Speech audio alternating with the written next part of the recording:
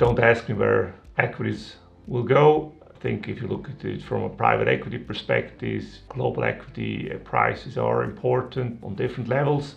Of course, the entry prices for buyout funds are also determined on where the pricing for public equities is. You currently have enterprise to EBITDA multiples of 12 to 15 across most sectors, maybe other than material. Currently, I think the entry level is around 11 times EBITDA for the buyout funds, and this is clearly dragged up by the good performance and the higher valuations in the public market.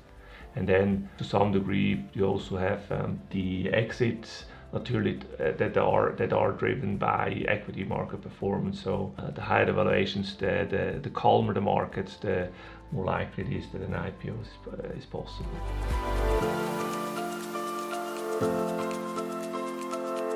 Public equity markets drive secondary market pricing in private equity in two perspectives.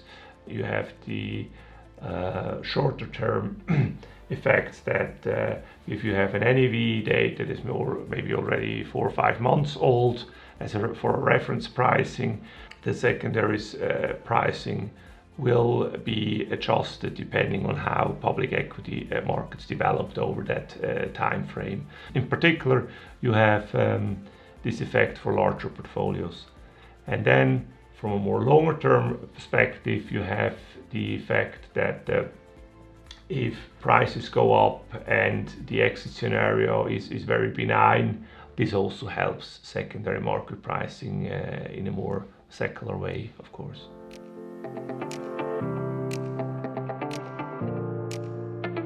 So the private equity secondary market has developed a lot over the last 10 years. Initially, we had more distressed market environment after financial crisis, where only forced sellers were actually transacting. There was relatively little volume. It was probably around 2010 where the banks started to sell off their interests in private market funds due to regulatory reason. This is something that has come down a bit, but is still certainly ongoing in certain regions of the world. And I would say since 2014, where private market secondary pricing has been relatively firm, relatively close to NAV in most cases, it is really portfolio management that is the key reasons why sellers approach the market.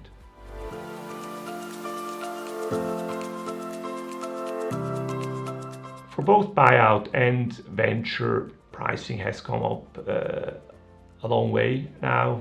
If you look at over the 10 years since the financial crisis, in buyout you see a lot of sought after names, be it large or also mid-market names, trade at the NAV, some of them even at the premium, although that's still rather rare.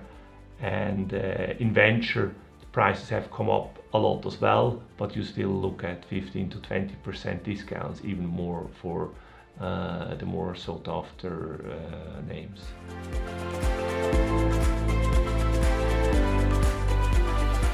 Target multiples have come down, no doubt about that. It's a very competitive market, and to still achieve the overall net results for your investors, you often need to employ also leverage as a secondary market buyer. So I think the multiples on invested capitals are targeted probably between 1.4 and 1.7. Unless it's really a lower quality asset, it's difficult to underwrite something at the multiple above 2.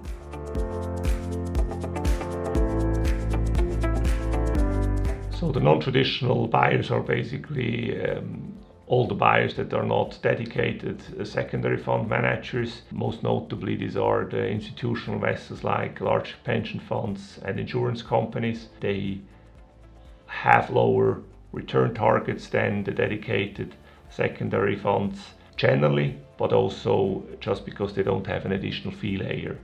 And they have certainly driven up prices, in particular for single lines in very well established buyout and infrastructure names, I would say.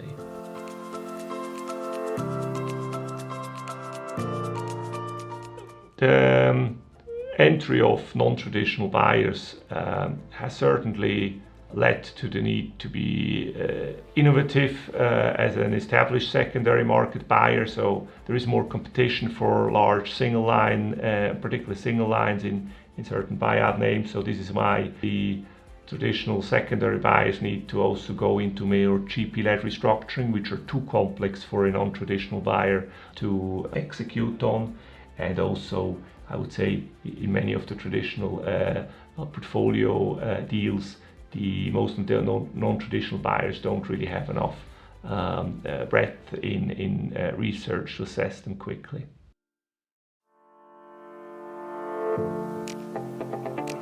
The largest funds are experiencing much less variation in pricing. I would say it's more efficient there. Often you also have reference points, so intermediaries and all the market participants know that this fund has traded at X% or premium to discount, premium or discount to NAV. There is always a reference pricing around. The smaller you go, then you'll often find funds that have never traded in the secondary market yet, and then you'll really have the buyers to dig into it and do a bottom-up valuation, and you will usually find there is much bigger dispersion in pricing for smaller funds.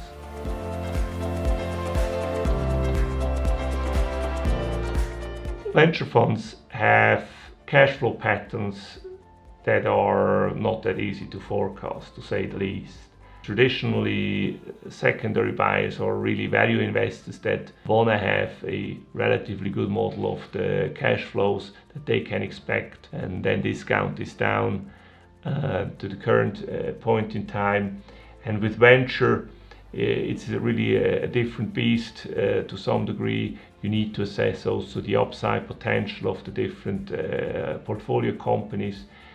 So it's something that does not very easily fit into most buyers' model, and hence there is less demand and higher discounts for venture funds in the secondary market.